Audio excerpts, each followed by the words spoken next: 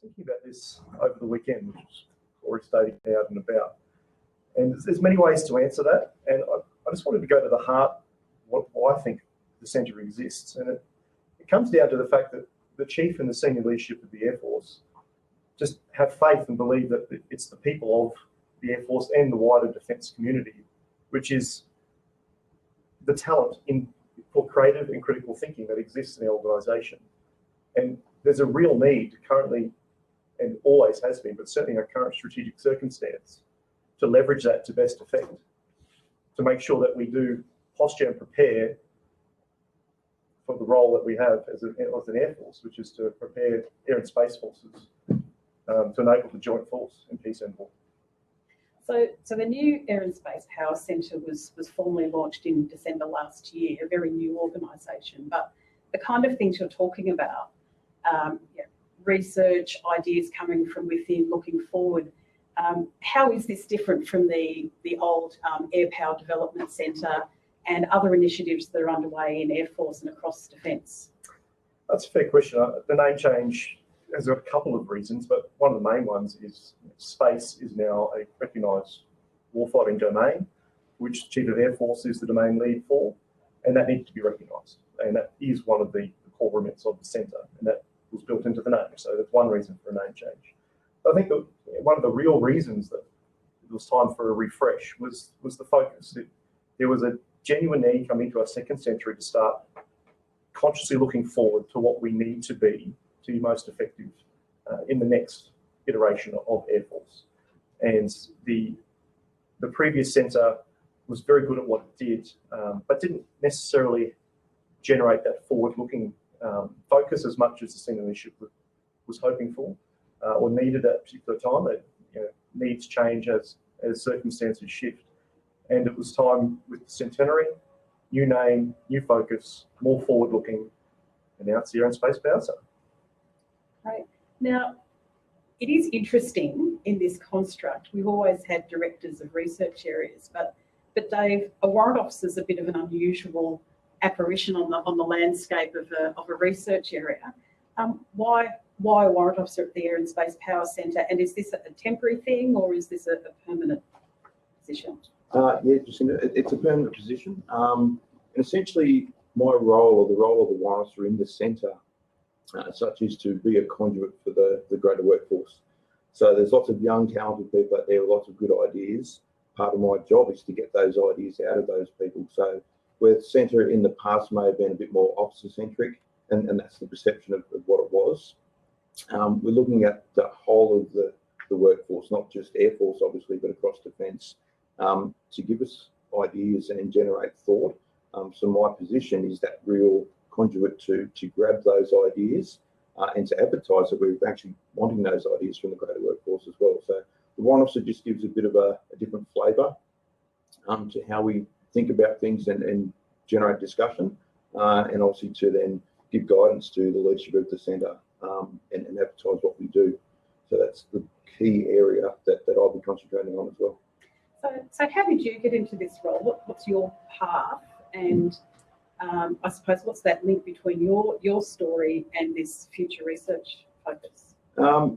One of the things I've come to have benefited from in my career has been professional development, be it opportunities that have been given to me, like Commander Staff Course last year is a great example of an opportunity, but I've also gone out and concentrated on getting my own education up to what I consider up to speed. So I've done lots of things in my own time and my own volition to educate myself on air and space power. So that has sort of made my interest in the centre. Even a few years ago, I wanted to do this role. Coming out of course last year, I applied for the role and was lucky enough to get it. That wasn't necessarily based on all of those professional development things I've done. My experience and my career has sort of led me down this path anyway. But the importance of having that strategic understanding that professional development, professional education has given me ties in with the role really well. So I come from a position where I've got a good level of knowledge on what the future might look like and how the centre needs to get there. So yeah, that real undercurrent of education throughout my career has brought me to this point. That's interesting. So how does this actually work? How does this dynamic work of having Dave in his role in the Air and Space Power Centre? Well, we're both new to the positions, and basically we are bouncing ideas off each other and the whole team, to be honest. We've got some great folk in the team that have been there for this is the second year now, and the change came through last year, second half of last year in particular, and there are elements of the team that were part of that. And we've come in with fresh eyes and with a fresh mandate as well. And it's a real team collaborative effort where we want to contest ideas amongst ourselves as much as we want to contest them with the wider audience in an open, safe manner, and then come up with what we think would be the most engaging way to interact with the wider audience. But I just want to touch on a couple of points that you raised in your previous discussion. You mentioned ours being a research-focused organisation, and Dave mentioned his pathway. He's done a lot of self-driven education. But I just want to make it clear that the centre is no longer the centre of research for Air Force. Like, we are not going to be doing the research. We are going to be engaging with and facilitating, disseminating the thinking and the research. We will do some elements of it ourselves, but it's not going to be main effort. Main effort is going to be looking to identify where the best thinking is in air and space power and engaging with it and pulling it in and disseminating it for discussion and contest amongst the widest possible audience, almost like a facilitator role. Now, I just want to also hit on the facts, back to my first point, that whether you've spent time and energy in your own time throughout a full career to educate yourself with a vision of getting involved in something like the centre, or whether it's your first year in the services, you've still come through the door as a volunteer to serve the nation. You've come through one of the best education systems on the planet. And to my mind, that qualifies you to get involved in the discussion. Actually, more than some, because you've just come out of an education system that's enabled by all the modern context of technology and a different way of thinking that a lot of the people who have been in the system for 20 years plus, we didn't have that experience. So we're at a disadvantage to that generation when it comes to certain discussions that we want to be had through the centre. Like, how do we leverage the best and widest possible thinking for the future context? And that's a key point in that the centre looks to the future. So having, 40-year-old, I'm going to accept that, 40-year-old brains that are trying to generate what we think the future is wrong. We are not the future anymore. It's those young people coming through with all the education that we need to tap into. So if we're not doing that, then we're not doing our jobs properly. We're not going to get the outcomes that we want. But let's be clear, it's not just for you, but we do want to develop you. We want to identify you, and we want to help provide pathways for you to become the best strategic, disruptive, critical thinker that you can be. But it's not just because we want you to be that thing. We want to leverage that. We want to use that to turn it into military advantage, because it's a competitive environment out there. And one of Australia's great strengths, I'm a firm believer of this, is our culture. And it's an open culture that encourages freedom of thought and creative thinking. Not all cultures have that.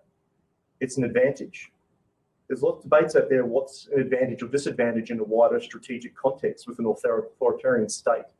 But one of the key advantages you have in a liberal democracy is you have a culture that breeds creative and critical thinking. And we want to leverage that for strategic effect. So this creativity, and you mentioned a few times contest of ideas, what does that actually look like in real terms? How will this happen in the Air and Space Power Centre? How is it happening?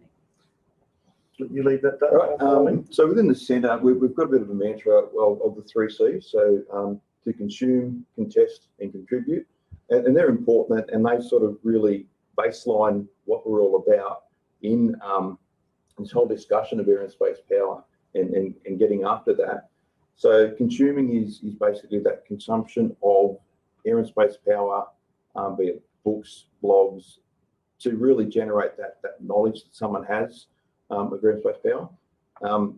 Contesting that is then thinking critically about those things that you're bringing in, that you're thinking about, Do I agree with it? Is it right for our current circumstances? Will the future still rely on those sorts of things, or is there a better way to do it, a different way to think about it? And then contribute is the key to all of that, is then getting those ideas that you've generated in that contestation and sending it back to the centre, or talking about it in a broad sense, so that we and elements of defence like us can take those ideas and generate them into a capability or an effect or something that then benefits us down that future path. So the 3 C's, consume, contest, and contribute, underlie everything that we do in the centre. That's the key for us to get those ideas and that future focus. Yeah, and they feed into the 4 main objectives we've got, and I'll go in reverse order, so I'll trip myself up here. But engagement with the widest possible, we've talked about that. That's one of them. We want to generate pathways so that people who want to get involved in this and are demonstrating, a real desire and talent for this thinking are given opportunities to develop further and contribute even more. We want to develop intellectual capital, which is core to all we do. And then the last one, which is really the first one, is we want to inform decision making. So we're not doing this for our own purpose. We want to generate thinking that best informs policy making and decision making for how to generate, posture and employ air and space power effects in support of the Joint Force, in support of national objectives. So what kind of fora will there be? How, if I'm sitting at RAF Tyndall or Amberley and I've got an idea, how will I be able to contribute to that?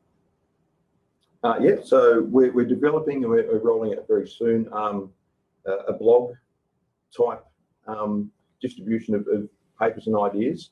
And the idea of a blog is that anyone can get involved. It's not an academic level type exercise. So just quick thoughts on a paper, a few hundred words, and send it to us. And then we publish those and we generate that contestation so people can read the blog via Twitter and all those sorts of social media resources. They can then contest what that blog is about. I agree, I disagree, for whatever reasons. So again, to generate that contestation of ideas. We'll still do things like publications through the external internet site, but blogs, social media, so Twitter and all those sorts of things. As I said, the publications, that's the key area where we're generating the information for people to consume and then contest. Yeah, and we're open to ideas as well. Like, we've come up with what we think is a way to lower the barriers of entry. I know that I certainly felt that when I was starting to get much more interested in strategic thinking in the discussions. I felt there was an academic barrier to me being an active contributor to that. And also I set about educating myself, and similar to what Dave said. But we don't want that barrier to exist. We want people to think, and that's the blog style entry. It's, if you've got a formed thought or a reaction to somebody else's formed thought, we want to see that.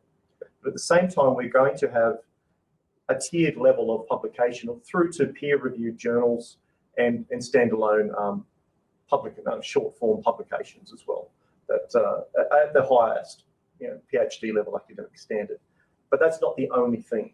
It used to be more of the only thing, and there is certain, and rightly so, there are certain barriers to entry there because of it needs to be quality research, and that's not something that happens overnight. But we want to provide the pathways to get those with the quality thinking that I've identified, skilled and developed to get there as quickly as possible, so they can participate in that at that level as well.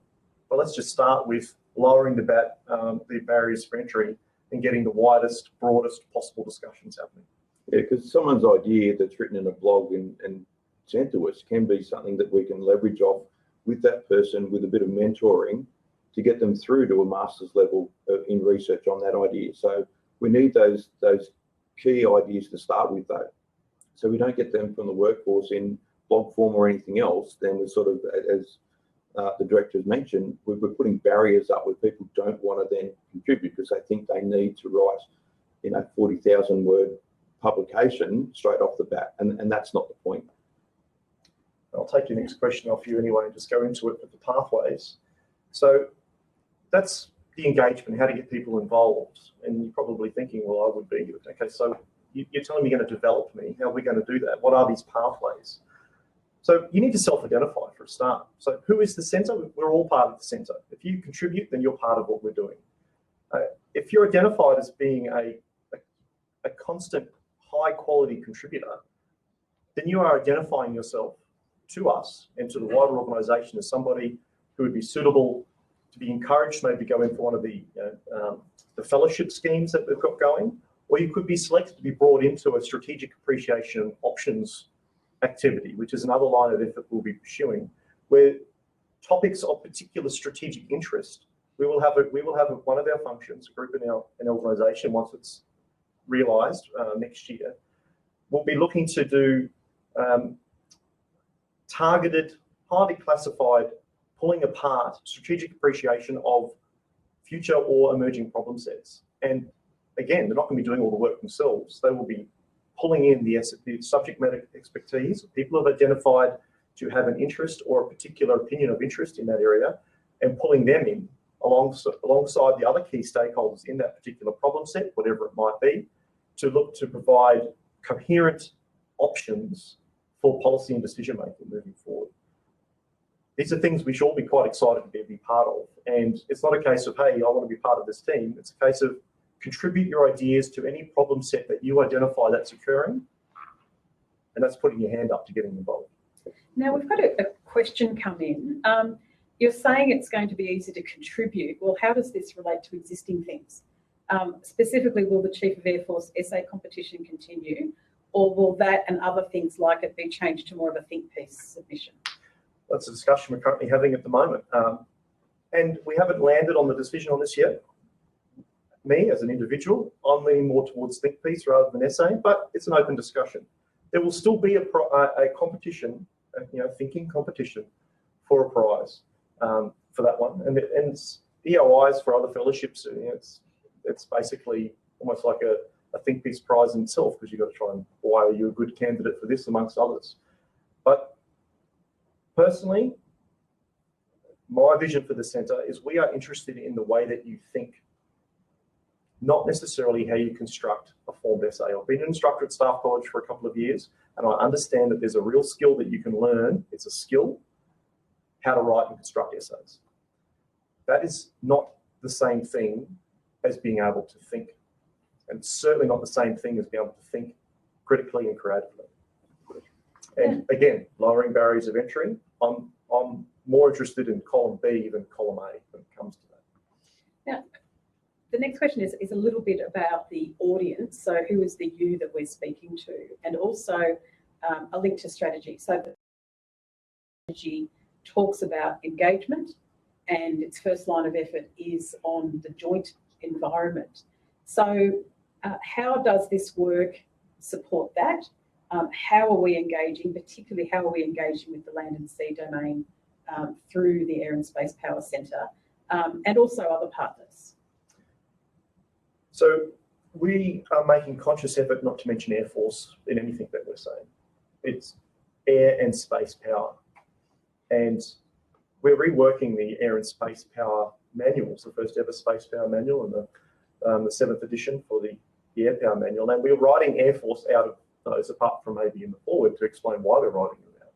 Because they're domain-centric. And it's all, what's the word of the day? Is it cross-domain, multi-domain, all-domain? It's all those things. There's no such, maybe there is, I'll challenge the audience. If you could think of a single military scenario that only leverages a single warfighting domain, then you're doing better than I can. I can't think of it. It's all multi-domain, all-domain, cross-domain. And we need to, our centre, its mandate is to focus on the best way to leverage the advantages and understand the limitations and disadvantages of the air domain and the space domain in relationship with all of the others for joint effect towards military objectives. It's all for what? It's not for its own purpose. We've got no interest in trying to leverage the best use of a single platform because we own that platform, and because we've got that platform, we might as well just think about that platform. Why are we doing it? For what purpose? So I've had another question come in on topic.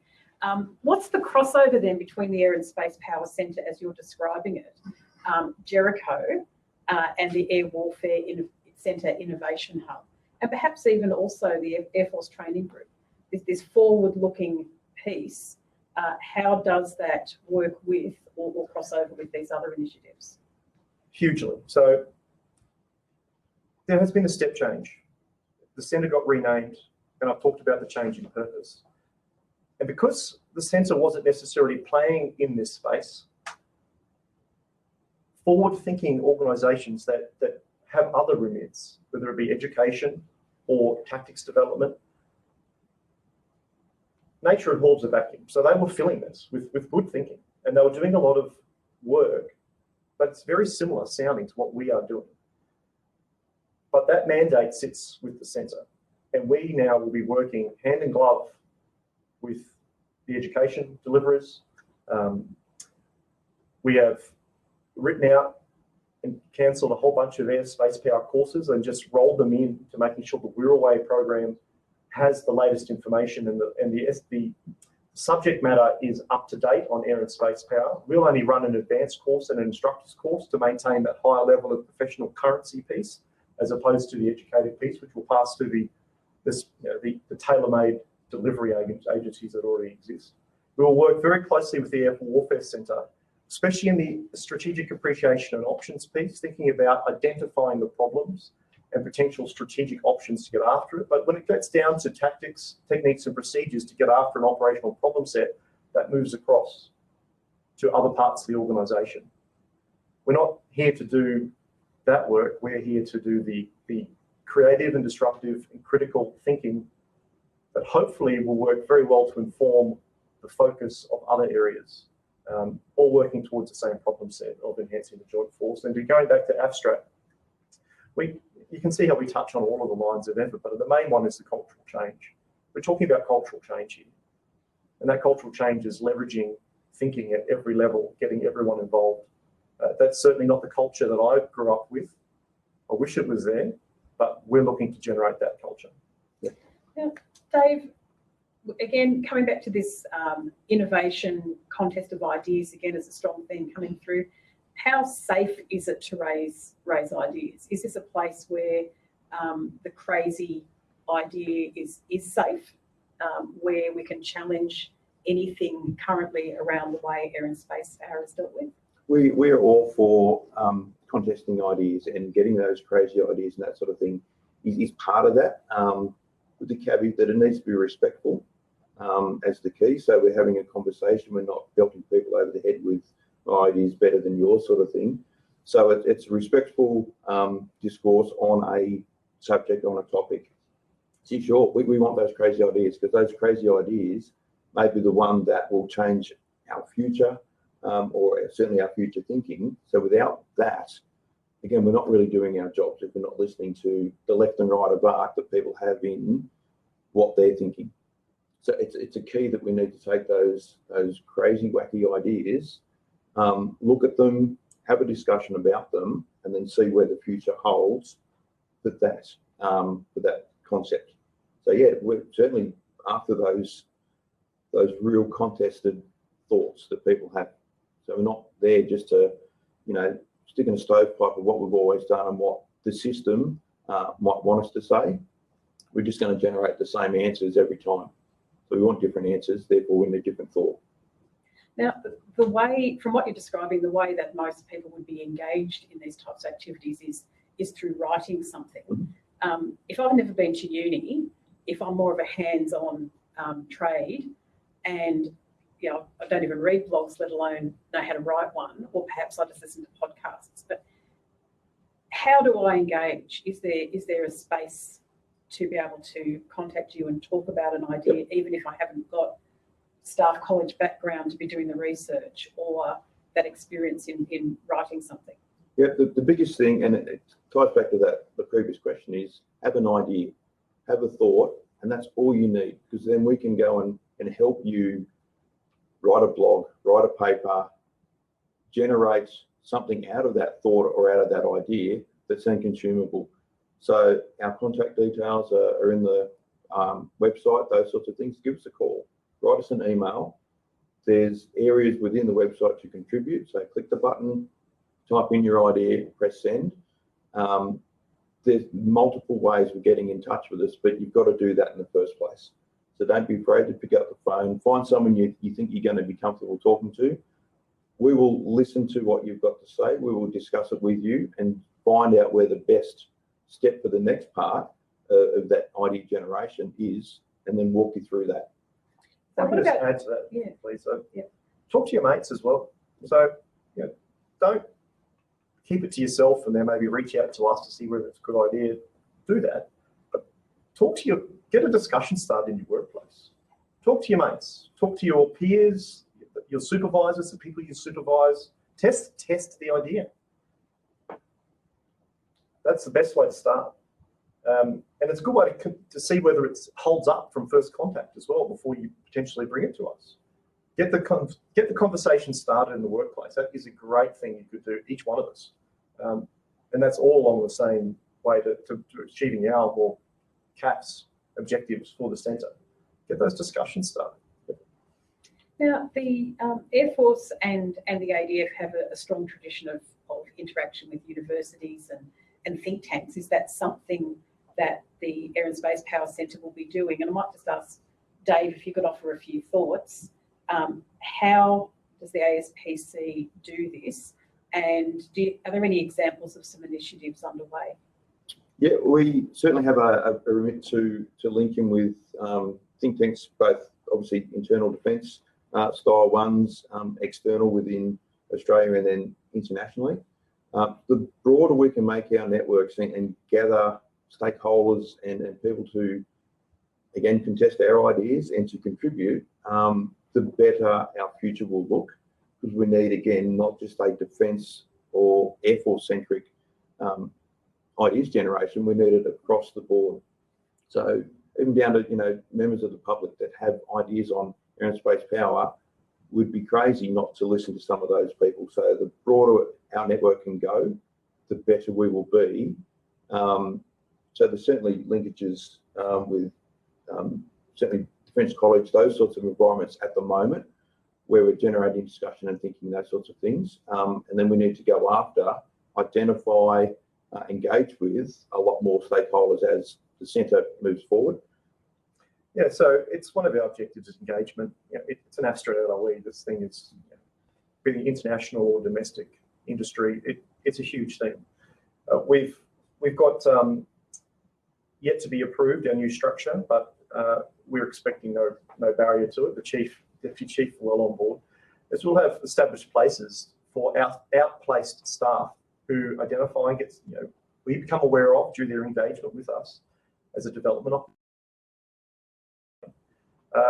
And it doesn't; these aren't fixed. We get to choose where they're going to be. But currently, RAND and ASPE are looking forward to having their first ASPC fellow join them for a period of time as one of their staff, as an outplacement, so they can get their discussions or their research on particular areas of interest to that individual and of that organisation out into different forums that we can't provide, because the networks, each of these organisations has their own brand of networking and their own touch points that they go well beyond the centre, but as a whole means that we've got an ability to leverage and influence discussions that go very, very broad, especially over to government policymakers as well. And at the same time, we are establishing, we're in the process of formalising MOUs, memorandums of understanding with equivalent centres in Japan and India. We're going to stamp one with the US. We have an Asean Maritime Security Fellowship program. We're about to get 3 officers from the ASEAN countries join us for short periods of time to do short focused research projects. So there are numerous opportunities. I think there is more of an appetite for the opportunities in the receivers of these thinkers, I think, than there are people doing the thinking and identifying themselves through the well, I suppose the blog hasn't formally launched yet, so that's one barrier. So our first measure of success will be getting some critical mass of thinking coming into our forums so that we can start looking to identify where the talent is and start placing them into these external or internal to defence areas where they can be further developed. But the opportunities are abound. It's just up to the individuals and pass the word amongst you. Won't be everyone watching this, I'm sure. So pass the word, get involved. Yep. So on this, we've got a great question that's come in from Mervyn. This sounds great. Obviously, there's a lot of excitement out there. But can you propose the best ways and points of contact for commencing contact so we can engage others and get engaged ourselves? Website. So that's going to be, and again, bit of patience with you all. DPN or internet? Both. Yep. So if you search for the ASPC intranet or intranet, you will find us. But these are, they're great sites, but they're very new. So there's going to be some teething problems. That's always the way, but they'll help us mature them to best serve your engagement. But in the team's mind and in my mind, these things are going to be they're going to be live. Click on whatever you're interested in. It takes you exactly where you need to go with all the information you need, with no barriers to participation, all online. Obviously, if that fails, pick up the phone, send emails. I won't hear from you. Here. Yeah. Look, one thing we've been talking about getting in contact, the general themes, the type of fora that are being put forward through the Air and Space Power Centre. But one thing, we've seen it with Abstract, you've talked about new doctrine being developed. What is air and space power? What is this? What's the remit for the content that we're seeking people to get engaged on? Is it just pointy end combat scenarios employing air and space power, or is it a range of other things? How do we sort of contain or frame what is of interest that you want to have a contest of ideas on? Pointy things with wings are, I suppose, what people think about when they think air power. And that's fine, but it's not that. Or it's not just that. There's a whole underlying support, sustainment, generation aspect to those pointy things with wings that we need to put as much effort into understanding, generating, writing about, and coming up with new ways of doing business. Because without that underlying ability, those pointy things with wings can't generate those effects we're after. So it's down to our people, our systems, all those things that underpin that is the key to moving forward. So for my piece, it's the people that I'm specifically interested in, particularly the enlisted workforce, to get them educated, to get them up to speed on what we're currently doing is important, but again, more importantly, that forward future focus of how to get after some of these ideas in the best way we can to generate the best capabilities to get those military effects that government wants. So the education piece, and again, it's not just doing we're away because you have to for a promotion.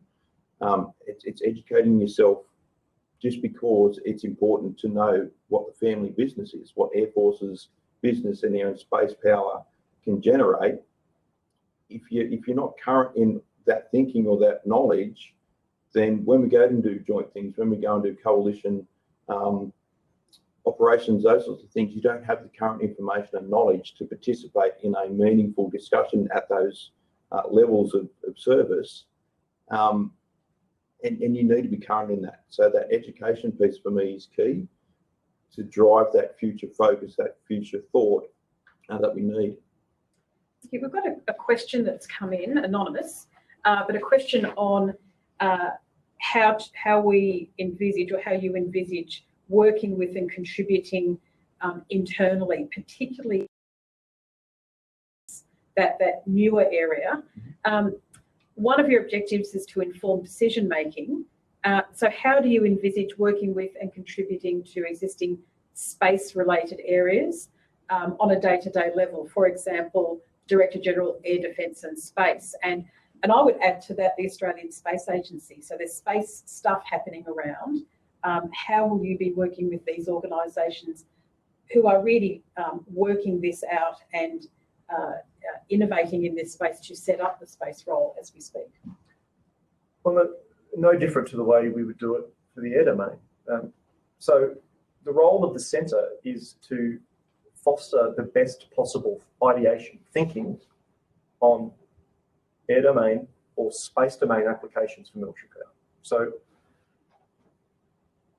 if you are generating engagement and thought from the widest possible audience through all your networking, internally and externally, to leverage the best possible thinking on how to leverage the space domain for military effect towards national objectives, in the same way you'd be doing for the air domain, it's the ideas that come through that ideation that will influence the policies and decisions that flow from that. We are not a process doing centre. We are thought leading. But we aren't the leaders ourselves. We are there to foster thought leadership. And if the thinking is good enough, then it will influence decision making and policy making in the space domain.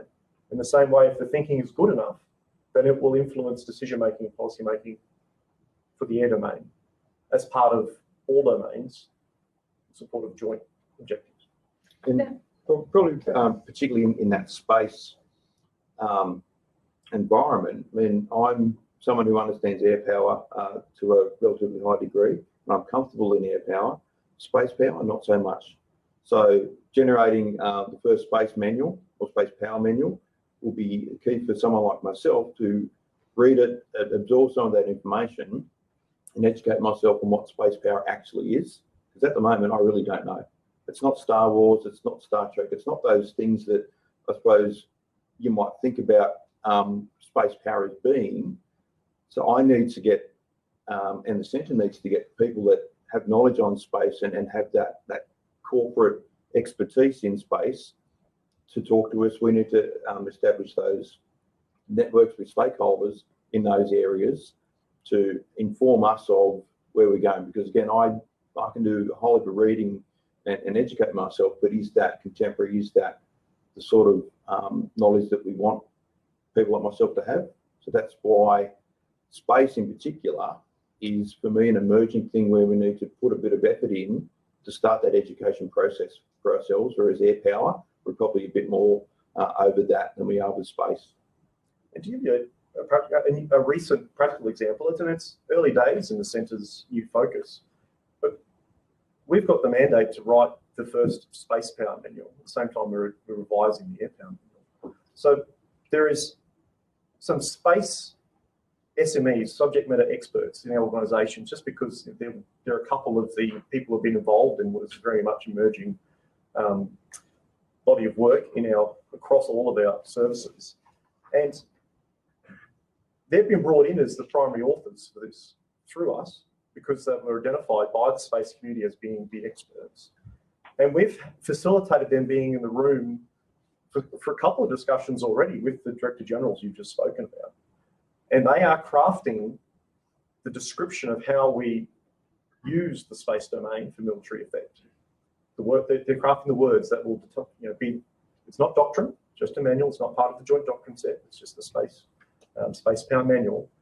So that's an example currently about how people identified through their contributions and the way that their ability to understand and think in a particular domain through engagement with the centre, as in not me, but the Air and Space Power Centre, are going to be hugely influential in policy and decision making in space. Now, it strikes me that no doubt it's a lot of people who are watching this are thinking, surely a lot of what you're talking about is very sensitive and lives in a security classified environment and space. So can you talk through with me how you deal with that? How do you straddle the very open, engaged body of work and unclassified elements such as the new space power manual, and how you work with that in an environment of sensitivity? So first of all, ideation and thinking is not classified at any stage. It's just thinking about future contexts and at a strategic level is not classified. Everyone is doing it in a competitive fashion at the moment. Humans have been doing it since day one. It only gets classified when it starts crossing over towards actual military options or actual military decisions for force structures or capability procurements and development. We take it into that realm if the ideas are strong enough, and we bring them into the strategic appreciation and options line of effort that we do.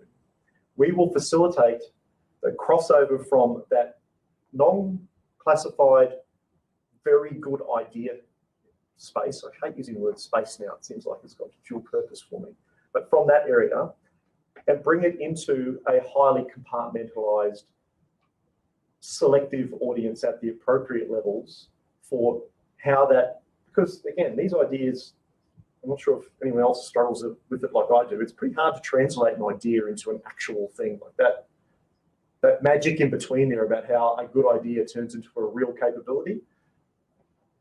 We're all hopefully going to get better at that one day. But we will facilitate the start of that discussion through the strategic appreciation options team.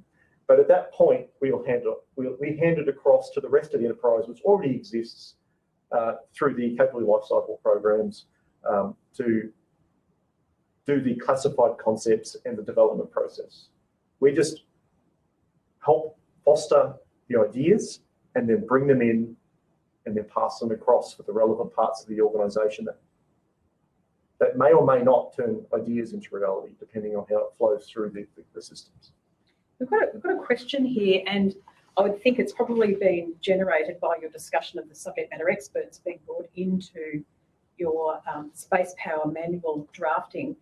Will the Air and Space Power Centre be working with personnel to assist members in postings to areas that best fit with their thinking and contributions and allow them to develop, especially when it's outside of their specialisation? We've heard Dave's extraordinary path. Is this something that can, involvement in innovation, thinking and generating ideas, is this something that can change people's career progression? Yes, it can, and it's already happening. Again, we will just have an ability to have the discussion and influence the posting enterprise, or the workforce management enterprise that exists within Air Force and the other services. But we will have positions on our structure that we will have agency in selecting who fills them. And at the same time, once they come into an outplacement, a fellowship, or a placement at RAND or ASPC, we will have, again, the ability to be the advocate for that person, to help them identify the best place for them to go, for the service to get back, value, as much value back from these good thinking individuals as possible. But there are service needs always, and most of us understand that and live through it. And that is the role of DP will make the final decisions on what service needs are. But we'll certainly be in the room discussing. And we've got our mandate, and we will do our utmost to influence those decisions, but the decisions will still rest ultimately with the chief and the deputy chief through the DP processes. Thanks. We've got a question here. Obviously, the news about a new air power manual, a new space power manual has been greeted with some excitement out there in the live streaming world. Is there a rough estimate on when the new versions of the air power manual and the new space power manual will be published and released? 6 months, 12 months? When can we see this on the streets? There's no rough estimate. The chief has directed that he will present these to the wider world at the Avalon Air Show and whatever guise the Avalon Air Show takes in COVID times. So they will be production complete and ready to roll for Avalon this year. So currently, with the moving time frame, I think that's 30 November. Avalon is. I'm not prepared to make any commitments about Avalon at this particular That's where the current milestone is. Really quickly on that, so you've mentioned the manuals and talked a little bit about Doctrine. In this world of dynamic ideas, well, what really is the role of Doctrine, and what's the centre's continuing role in that area? Doctrine is important. It codifies what we currently understand to be best practice and the way we do business. It's a guide only. It's for the guidance of wise men and the strict adherence of fools. I love that saying. But it's there for the guidance of it should be wise men or women, wise people. So it's meant to codify and be current on what is the best practice in any particular topic area that the joint doctrine exists to cover. Our role is to make sure that when they talk about air and space power matter, that they are bringing in the best contemporary understanding of how we do business. Doctrine has a development cycle, as I'm sure most of you would be aware. It tends to be behind because it takes a while by the time it comes out, it's already been in development normally for, let's say, a year. So it's a year behind contemporary practice, and then it might not get reviewed again for another few years after that. But that's just a limitation of the doctrine cycles, but it serves a purpose. It's a repository of organisational knowledge about how to do business. We have the responsibility for Air Force in providing the input from an Air Force side, so it's not just air and space power in this case, certainly for air and space power, but also for Air Force topics. The Centre has the remit for making sure that the content is the contemporary best practice of how we do business in joint doctrine. Thank you. I've got a question has come in from Chris. This is an interesting one. How does the Air and Space Power Centre think it will manage the ideas as they come in for the workforce? So you've built up the demand out there, and there's excitement about an opportunity, but how are you actually going to be determining what to do with these? Do you have a means to evaluate action or park ideas? And really importantly, is there a way for communication and feedback? So I've put my idea in. What do you do with that, and how do you get back to me? Well, it's a great question. Dave looks like he's got an answer, so I'll send him first, and I'll. That will really depend on the level of input we can generate. So if we're flooded with 1 million ideas, then we'll manage that as best we can. We probably won't get that straight away. But things like we've got an internal process where we will get those ideas out to an SME that knows the subject and can discuss it, and we will put those parties in contact and facilitate that through the centre, so that the idea is taken forward as best it can. If there's merit behind it, but it's not just the centre making these decisions. We will get people from within the organisation that know about these topics to have an input as well, so that it's contemporary. It's has a level of peer review behind it. So yeah, we have a process that's internal, and we will do our best to manage the level of questions and concepts we get in as best we can. So small steps to start with, but we're probably not expecting, again, 1,000 questions within a week. So I've got a quick follow-up on that. You talk about internal processes. Is that like an editorial board? I'm going to come in at this stage and just follow it on that one. So that process is a second step in my mind. I'm talking to the audience here, though. I'm looking for the people engaging here to give us a lead on what's good or what's bad. Good ideas identify themselves. And I don't want people to take ownership of a particular idea. If they're engaging, consume and contest to the first 2 C's before you've even contributed. Have a look at what's out there. And if there's a particular thread of discussion or idea that all of a sudden has tens, 50s, hundreds, thousands of people coming and going, this is really good thinking. This is a good idea. We won't be able to ignore the fact that, hey, there's something at this that we need to put through that process. But if the idea is not that compelling, and it's more of a debate, well, someone agrees, someone doesn't agree, here's a contrary opinion, and it's just a healthy debate. We know what the consensus hasn't really been reached. We might look at that and go, that's just a good discussion, but there's not a particular idea that's identifying to be something that needs to be taken into that process. So contribute if you can, but consume and contest. If ideas are getting very robustly contested, they are going to identify to us as the ones that need to step into the process. So they may not be yours, there might be somebody else's, but they might light a bulb up in your mind. And then so comment on it. Go, that is spot on, and maybe a little bit of this. ASPC, take note of this one. This is spot on. Help us. Yep, exactly. So that's great that there's a lot of bottom up and the message from the coalface about what's important. But you also spoke at the beginning of this session about AFSTRAT, the new Air Force strategy. And of course, we've got very clear guidance from government documents, from direction from the Chief of Defence Forces Secretary about defence priorities. So will there be themes directing the Air and Space Power Centre's work that's coming from the strategic high level, as well as these ideas coming from across the organisation? There will be. So the intent is for every year to take to Air Force Board our centre's interpretation of all the guidance that's out there and the discussions that have been had about what the priority themes should be for the following year. And that, we're looking for these themes to be broad, not to be specific. We're going to move away from setting topics to be researched. They're just going to be thematic.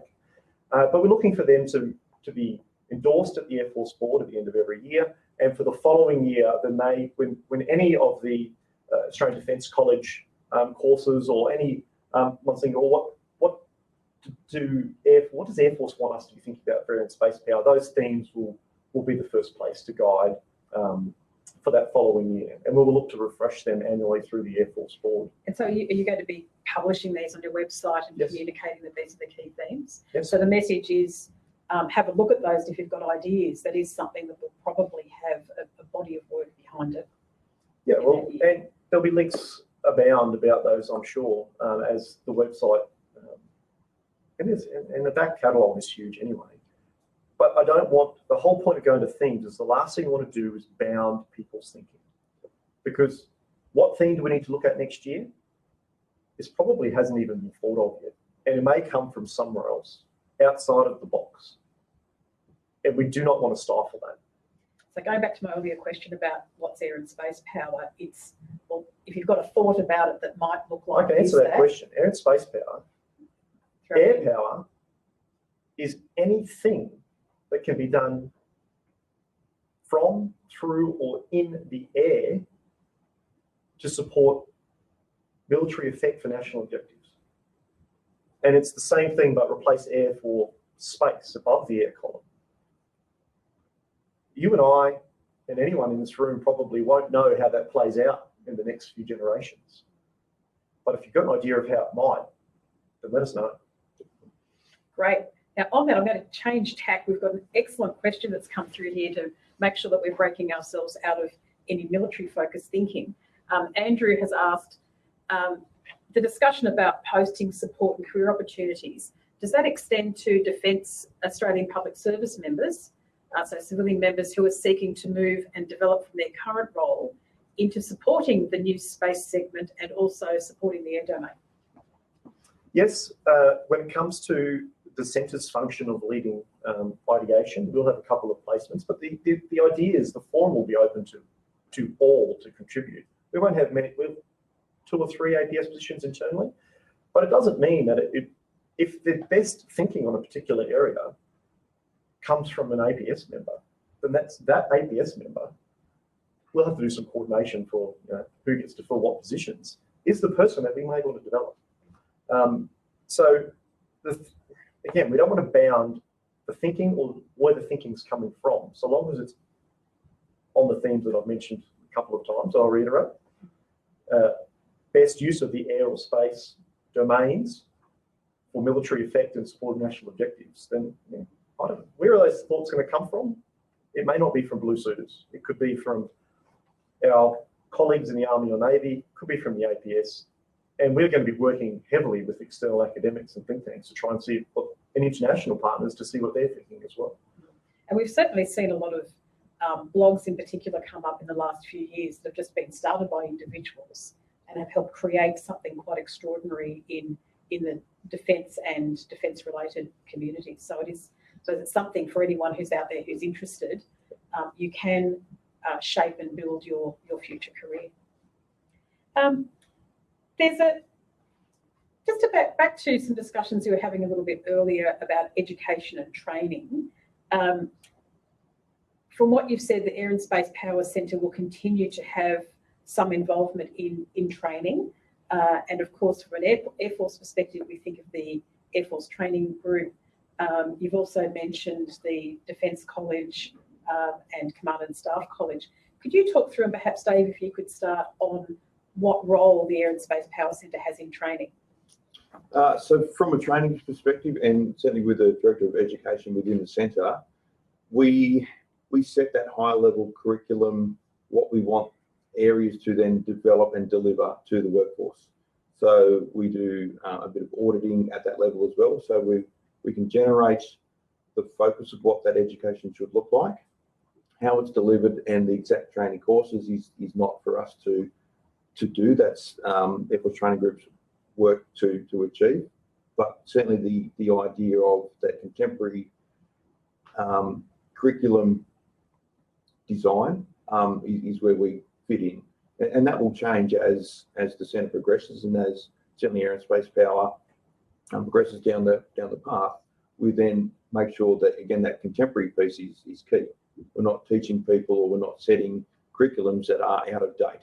We want it, again, to be future focused, future leaning, so that when people do go and do their courses, they do their reading, they do their own self-education, it's on stuff that we want them to be learning and be knowledgeable on, and the resources are there that are contemporary for them to then consume and contest and contribute back to us. But just to be clear, we won't be owning the curriculums. We don't do training. We're in the education side, and it's just content on air and space that feeds into other people's.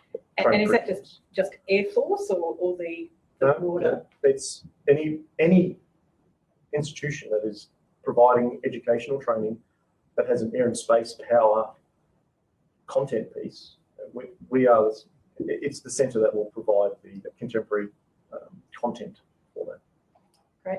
Look, we're coming up to the end of our time, but I might just ask each of you, or firstly, I'll thank you for being so forthcoming and even being involved with the centre. I've learned a lot just sitting here. I'm sure we all have in the room. But I might just ask you to reflect just a minute each. Any closing thoughts, but in particular, is there something that surprised you, or something that you've enjoyed in particular in the few months that you've been in your new postings? Dave? For me, one of the things that I've certainly enjoyed in posting in has been the energy in the people within the centre for the change that has occurred and is occurring. We've got the right mix of experience, we've got the right mix across the specialisations. It's not just all, again, fast jet, pointy aircraft pilots and aircrew. As good as that is. That's right. We still need those people, but it's the broad experience, the broad knowledge, and that enthusiasm that the centre has in its people that has been not the eye opener, but the thing that cemented that I want to be there and I want to contribute and have internally, certainly within the centre, the contestation of ideas. And we've had some decent discussions already with certain things that we're developing and themes that we're trying to get out there. We just need to get that contestation across the broader workforce as well. So yeah, I'm excited to be in the role. Again, I've wanted to do the job for a while, and to get the opportunity has been fantastic. I need now to play my role and play do a good job in being that conduit to the greater workforce to get those ideas generated and that input back to us. So yeah, I'm excited. Thanks for that. That's very obvious, and thanks for stepping up to being in this really important role. Yes, sir. Yeah, so I'm going to get a bit more serious because I think that's what motivates me. I think excitement maybe comes from that as well. But certainly, we are in a genuine strategic competition, and I've never been more professionally engaged with being in the services as I am now because of that. There's a real step change, and we won't go into the details of it here, but the way the narrative change that's gone all the way from the Defence Strategic Update, so the white paper refresh, all the way through the strategic guidance in defence. Abstract for Air Force captured this as well. It's clear that the competition is real and it's on us.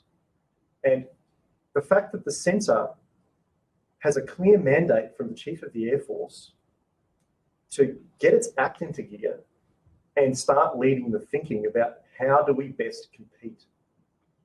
How do we leverage our national advantages in air and space in an era of genuine constant competition of national significance? And we all have a role to play.